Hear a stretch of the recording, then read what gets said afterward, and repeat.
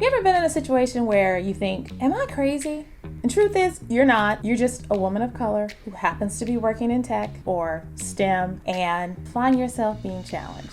Hi folks, my name is Erin Relford and welcome to The Only Girl in the Room, where we talk about connecting culture to the curriculum. Why? Because I'm tired of being the only girl in the room. I am so glad you showed up because we got business to discuss today. Today I want to talk to you about the challenges of being a woman of color in STEM. And for those of you who don't know what STEM is, I'm so glad you asked. We're talking about science, technology, engineering, and math. First things first, allow me to introduce myself. Let me introduce myself. My name is Erin. I am Erin Relford, coming to you from Los Angeles, California, originally from Little Rock, Arkansas, by way of Houston, Texas. Yes, we will rep Houston till the day I die. I currently work for one of the major studios, one of 3 major studios that I have worked for. So I've been in film and entertainment for a long time. I've been in the tech game for longer than that. And I got tired of being the only girl in the room. I go to meetings and if it's not just one woman, I'm usually typically the only black woman in the room. And I started this channel because I want to start to relate to women who are just like me. I know that struggle, and as we have more women coming in, I want you to feel comfortable and know that you have the support. And for those who have never been in tech or never been in STEM, I want to make sure that you are getting the tools that you need to get in this thing. Okay? No one really talks about it. I mean, we talk about it. We do it in our own little circles or support groups or sometimes our therapists, but we never really talk about it, right? Today's title is lovingly called Bring a Hammer, and for good reason. Why? Because we're always talking about breaking the glass ceiling, but I also want to break the 4 walls in your mind that make you think that you don't belong in this game, because you do. There is a world of STEM that relates to you and the skill sets that you have, in addition to the fun things that you love to do already that I promise STEM has something for you. Not only are we going to break a few glass ceilings by getting you involved in STEM or in tech like I am, even if you didn't start as early as I did, we have a place for you here. I just need you to get on in this. It's like double dutch. Let's go. So in today's topic, we're talking about a few things. I want to intro this by talking about the only girl experience. What is the only girl experience? If you're like me, there has been one too many times where I call it the you factor. You show up and you find yourself being either the only woman or exclusively the only woman of color in the room. This has happened at trainings, this has happened at conferences, this has happened in meetings, and I'm tired. Second thing, I call it the cultural linguistics lingo. What is that? It's that thing when you're speaking, you say something and someone quotes you, says the exact same phrase, but says it as if you're speaking a foreign language, and you're like, but I just said he's canceled. Why are we acting like we don't know what canceled is? Third thing is cultural bias. Cultural bias is kind of that thing that, will make a man say to you, oh, you're very articulate, as if because of the color of my skin, I don't know how to say fiduciary. And the fourth thing is identity politics. Don't get me started. Identity politics. I relate this to the only girl experience in that, I love wigs. I love me a wig, honey. I have 25 of them. But there are days when I will show up with my natural hair and you get the notorious, oh, can I touch your hair?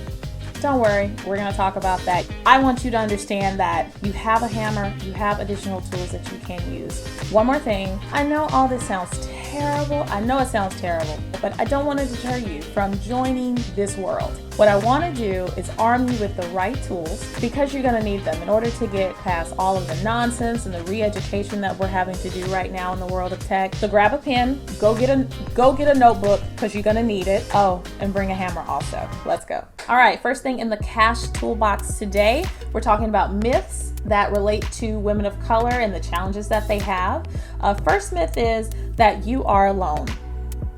No, honey, that is false. The fact is, you're not alone. There are thousands of women who are experiencing the same things that you are going through, whether it be the classroom or the boardroom. You are going to feel like you're alone because you are the only woman there. And even if you're not, you may not have the same issues that another woman is going through because she doesn't look like you. How do we cultivate community? I'll tell you. When you join a new school or a job, find your own and then branch out. What do I mean by that?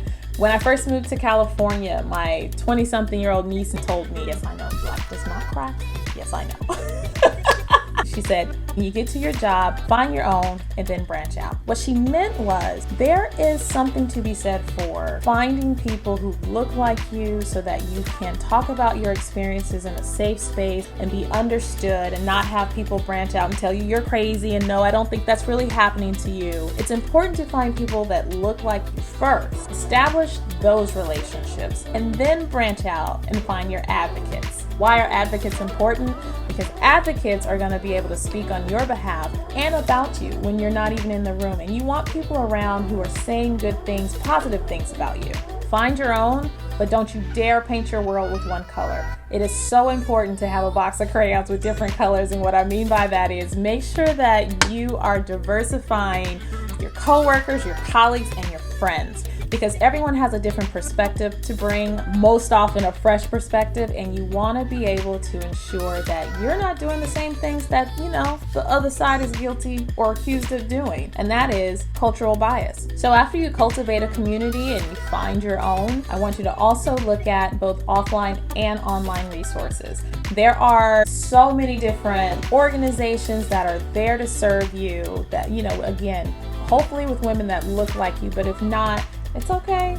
Listen, I've joined plenty of women in tech groups where I am the only woman of color, and yeah, we're trying to change that. But there are plenty of online communities available to you. Some of them, and again, I'm speaking for Black women, but I know that there are plenty for Latino women also. There's Facebook, there's Sister Circle, Black Women in Tech. I absolutely love this Facebook group.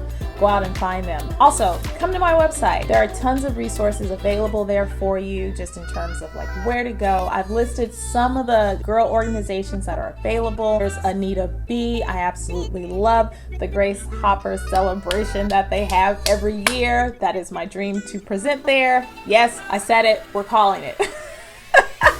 Also, National Girls Collaborative Project. I absolutely love this group of women. They have been here trying to encourage girls in STEM for, well over 15 years. I'm certain of that. So if you don't know what is available in your local community, go to their website. They have all the resources in the world. And then also there is Twitter. Twitter, man, I ride for hashtag Black Tech Twitter all day long. Again, another helpful resource in terms of just feeling like you're not alone and that you're not doing this alone, because there have been many a day that I felt like I was crazy and I can just hop online and and people like, I got you, girl. I know exactly what you're talking about. And I'm not just talking about the tech game either, right? There is the SWE, Society of Women Engineers. There is Lesbians in Tech, Built by Girls, Women Who Code, Black Girls Who Code, and a slew of others. Like I said, hit me up, drop it in the comments, or send me an email. I am happy to point you in the right direction if I can get you there. Okay, myth number 2, related to cultural linguistics lingo. When we talk about cultural linguistics lingo, when someone says you're not making sense, or they look at you like they don't know what you just said, fact is they don't understand you. So what do we do in these instances? Control your own narrative.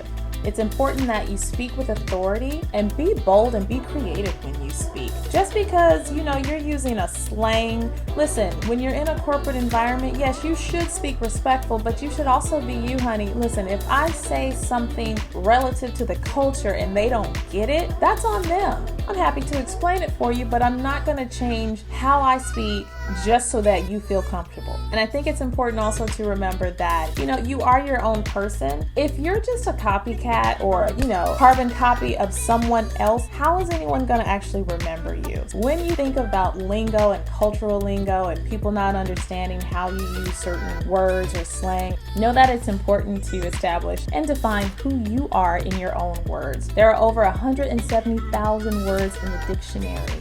Pick one.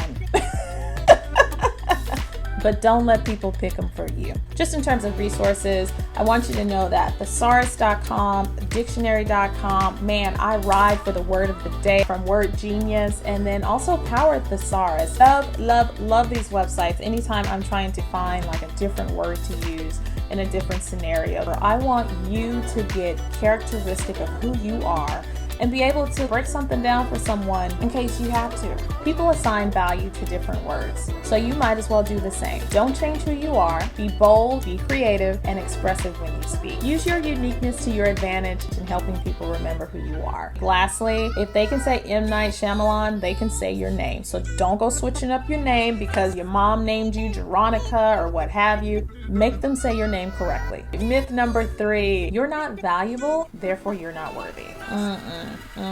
This is such a false statement. This is a lie.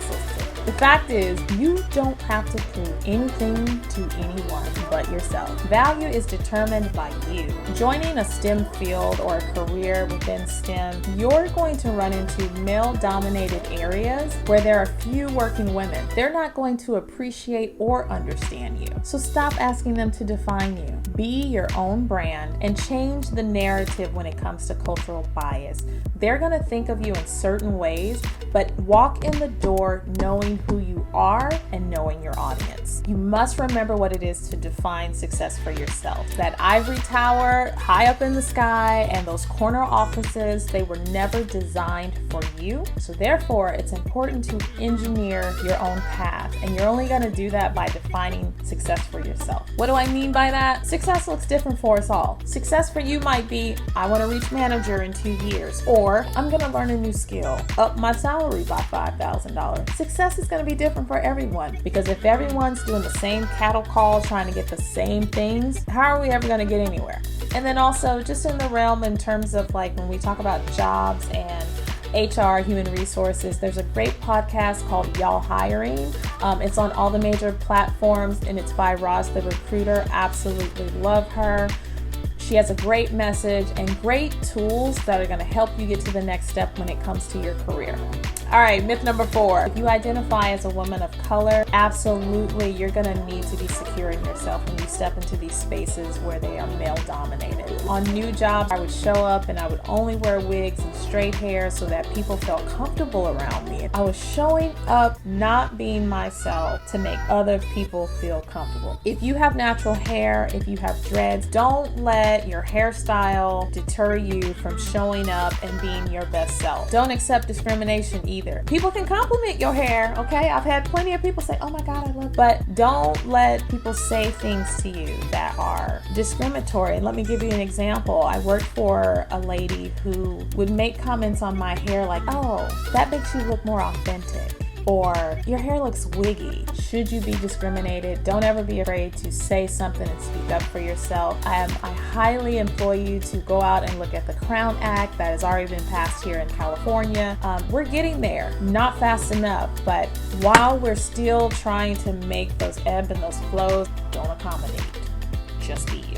That's it, folks. That's all I have for you today. If you liked this message, please do me a favor and subscribe. Secondly, if you feel like you know someone that could benefit from this information, please share it with them. Remember, on my website, I always include a separate presentation based on what we talked about today. It's available on thecashblog.com, so please go out and download it, share it with all your friends. And if you have anything that you want to talk about, send me a note. Feel free to comment or just email me. I'm happy to answer them. Again, my name is Erin Relford. I am so glad you came to join me today, and I'll see you next time.